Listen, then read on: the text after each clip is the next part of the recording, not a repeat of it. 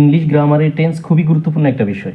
Tense সম্পর্কে যদি তোমার ধারণা না থাকে তাহলে বোঝা যাবে যে তুমি ইংলিশ সেকেন্ড পেপারে এখনও অনেক কাঁচা। আর টেন্স সম্পর্কে যদি তোমার পুরোপুরি ধারণা থাকে, আমি মনে করি যে ইংলিশ গ্রামারে তোমার 50% হয়ে গেছে। কারণ তুমি ইংলিশ গ্রামারের যে টপিক ধরো না কেন সেখানে তোমার টেন্সটা লাগবে।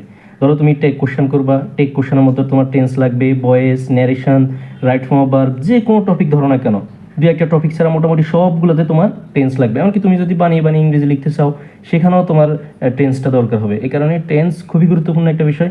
আমাদের অনেক শিক্ষার্থী আছে এই টেন্স সম্পর্কে, এটা এটা অত কঠিন কোনো বিষয় না, কিন্তু অনেক শিক্ষার্থী আছে টেন্স সম্পর্কে ওইরকম মোটামুটি ভালো ধারণা নাই।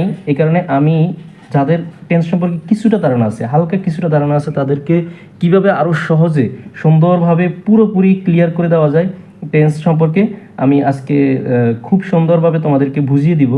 এরপরে এই ভিডিও দেখার পরে আশা করি তোমাদের টেন্স নিয়ে আর কোনো ভয় থাকবে না। প্রথমে খেয়াল করো, আমি টেন্সের কয়েকটি উদাহরণ লিখেছি। আমাদের টেন্স হচ্ছে তিন প্রকার। টেন্স হচ্ছে তিন প্রকার: প্রেজেন্ট, ফাস্ট, ফিউচার। প্রেজেন্ট আবার চার প্রকার: present indefinite tense, present perfect tense, present continuous tense, present perfect tense, present perfect continuous tense. আশা করি তোমরা এটা জানো। এখন দেখো, প্রথম চারটা হচ্ছে প্রেজেন্টের। প্রথমটা হচ্ছে প্রেজেন্ট ইনডিফিনিট টেন্স। খেয়াল করো, আই ইট রাইস। এখানে প্রেজেন্ট ইনডিফিনিট টেন্স হচ্ছে সাবজেক্ট প্লাস মূল ভার্বের প্রেজেন্ট ফর্ম তো থাকবে, মূল ভার্বের প্রেজেন্ট ফর্ম প্লাস অবজেক্ট। একদম সিম্পল যে শব্দগুলো, এগুলো সাধারণত প্রেজেন্ট ইনডিফিনিট টেন্সে হয়ে থাকে। এরপরে দেখো present continuous tense. Present continuous প্রথমে সাবজেক্ট থাকবে, এরপরে এম, ইজ, আর, যেটার সাথে যেটা হয়। এখানে যদি হি হতো তাহলে ইজ দিতাম, এখানে যদি দে হতো তাহলে আর দিতাম, এখানে আই আছে এই কারণে আমরা এম দিলাম।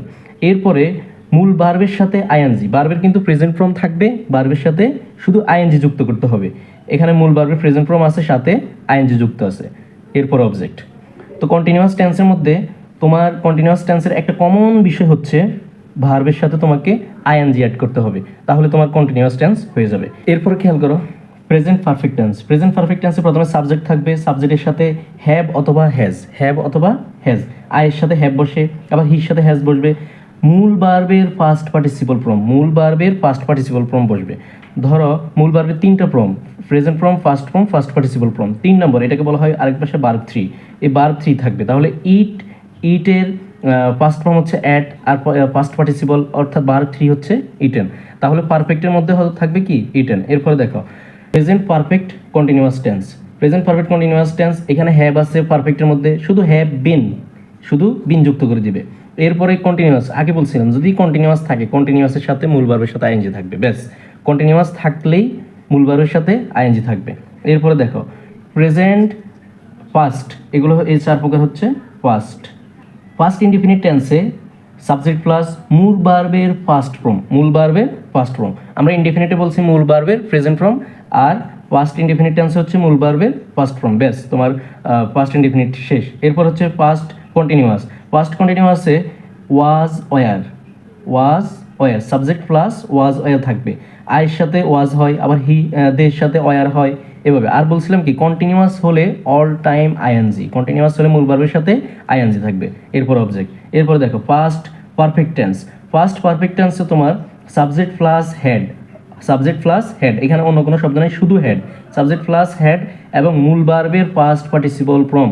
পারফেক্ট, পারফেক্ট, শুধু পারফেক্ট যেখানে থাকবে সেখানে মূল ভার্বের ফার্স্ট পার্টিসিপল ফর্ম। আমাদের প্রেজেন্ট ইনডিফিনিট, প্রেজেন্ট পারফেক্ট টেন্সের মধ্যেও মূল ভার্বের ফার্স্ট পার্টিসিপল ফর্ম, ফার্স্ট পারফেক্টের মধ্যেও মূল ভার্বের ফার্স্ট পার্টিসিপল ফর্ম। তাহলে এরপর হচ্ছে অবজেক্ট। এরপরে দেখো perfect continuous tense, subject plus had been, শুধু হেডের সাথে বিন যুক্ত করে দেবে। আমরা এখানে প্রেজেন্ট ইনডিফিনিট পারফেক্টের পরে প্রেজেন্ট পারফেক্ট কন্টিনিউয়াস টেন্সের মধ্যে শুধু বিন যুক্ত করে দিচ্ছি, এখানের মধ্যেও সেম। ফার্স্ট পারফেক্টের মধ্যে, ফার্স্ট পারফেক্ট কন্টিনিউয়াস টেন্সের মধ্যে তুমি শুধু বিন যুক্ত করে দিবে, হেডের সাথে বিন, ব্যাস, হেডের সাথে বিন। এরপরে বলছিলাম ফার্স্ট পারফেক্ট কন্টিনিউয়াস, কন্টিনিউয়াস থাকলেই ভার্বের সাথে আইএনজি, তাহলে এখানে অটোমেটিক ভার্বের সাথে আইএনজি বসে যাবে কারণ এখানে কন্টিনিউয়াস আছে। এরপর অবজেক্ট। এরপরে দেখো, এরপরে হচ্ছে তোমার ফিউচার, এটা হচ্ছে future, future indefinite tense. Future subject plus shell অথবা উইল এই দুইটা আয়ের সাথে শেল বসে, তো এখানে আমরা শেল দিছি শেল সাবজেক্ট প্লাস শেল মূল ভার্বের প্রেজেন্ট ফর্ম প্লাস অবজেক্ট। পুরো টেন্সের মধ্যে শুধুমাত্র এক জায়গায় ফার্স্ট ফর্ম বসে, সেটা হচ্ছে ফার্স্ট ইনডিফিনিট টেন্সে। সেটা মূল ভার্বের ফার্স্ট ফর্ম এক জায়গায় বসে, এটা কোথায়? First indefinite tense. আর কোথাও কিন্তু কোথাও ফার্স্ট নেই। আর future continuous tense subject plus shall be অথবা উইল বি। বলছিলাম ফিউচার কন্টিনিউয়াস টেন্স কন্টিনিউয়াস থাকলেই মূল ভার্বের সাথে আইএনজি, মূল ভার্বের প্রেজেন্ট ফর্ম হবে সাথে আইএনজি, ব্যাস। এরপর অবজেক্ট। এরপরে দেখো সাবজেক্ট প্লাস শেল হ্যাভ, প্রথমে ছিল শেল, এরপরে শেল বি, এরপরে শেল হ্যাভ অথবা উইল হ্যাভ। এরপরে বলছিলাম যদি পারফেক্ট হয় তাহলে কি হবে? ভার্ব 3 হবে, মানে ফার্স্ট পার্টিসিপল ফর্ম। পারফেক্ট হলেই ফার্স্ট পার্টিসিপল ফর্ম। তাহলে ফিউচার পারফেক্ট টেন্সে সাবজেক্ট প্লাস শেল হ্যাভ অথবা will have, verb 3 plus object, শেষ। এরপর হচ্ছে future perfect continuous tense. Future perfect continuous টেন্সে শেল হ্যাভ বিন, এখানে পারফেক্টে যেটা আছে ওইটার সাথে শুধু বিন। এখানেও দেখো ফার্স্টের মধ্যেও সেম, পারফেক্টে যেটা আছে ওইটার সাথে বিন। এরপরে প্রেজেন্টেও সেম, পারফেক্টে যেটা আছে ওইটার সাথে শুধু বিন। এই কিছু সামান্য এই বিষয়গুলো মনে রাখলে তোমার আশা করি টেন্স সম্পর্কে তোমার আর কোনো সমস্যা হবে না। এরপরে বলছিলাম কি, এটা হচ্ছে কি ফিউচার পারফেক্ট কন্টিনিউয়াস টেন্স থাকলেই তোমাকে আইএনজি দিতে হবে। এখানে যেহেতু কন্টিনিউয়াস, তাহলে মূল ভার্বের সাথে আমাদের আইএনজি দিয়ে দিছি, এরপরে অবজেক্ট। তাহলে কয়েকটা বিষয় যদি তুমি মনে রাখো, শুধু পারফেক্ট থাকলেই কি ভার্ব 3, শুধু পারফেক্ট, আবার পারফেক্ট কন্টিনিউয়াস টেন্সে দেওয়া যাবে না। এরপরে কন্টিনিউয়াস থাকলেই তোমার, এরপরে দেখো কন্টিনিউয়াস থাকলেই তোমার মূল ভার্বের সাথে আইএনজি বসবে। আর ভার্বের প্রেজেন্ট ফর্ম হতে হবে, কিন্তু যেখানে কন্টিনিউয়াস দেখবা সেখানে মূল ভার্বের সাথে তোমাকে আইএনজি দিতে হবে।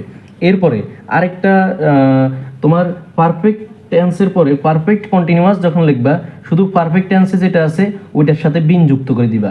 যেমন ধরো আমাদের প্রেজেন্টে আছে হ্যাভ, তাহলে হ্যাভের সাথে পারফেক্টে গিয়ে হ্যাভ বিন। এরপরে তোমার পাস্টে আছে হ্যাড, তাহলে পারফেক্ট কন্টিনিউয়াস টেন্সে গিয়ে হ্যাড বিন। এরপরে তোমার ফিউচার টেন্সে আছে শেল হ্যাভ, তাহলে এটার সাথে তুমি শুধু বিন যুক্ত করে দিলে তোমার পারফেক্ট কন্টিনিউয়াস টেন্স হয়ে যাবে। তাহলে আমাদের আজকের ক্লাস এতটুকুই। প্রিয় শিক্ষার্থী বন্ধুরা, আশা করি তোমরা কিছুটা হলেও ধারণা নিতে পারছো। এরপরে যদি তোমাদের অসুবিধা হয়, টেন্স বুঝতে কোনো সমস্যা হয়, তাহলে আমাকে জানাবে। আমি আরও সহজভাবে কীভাবে টেন্স বুঝিয়ে দেওয়া যায় ইনশাল্লাহ সে চেষ্টা করব।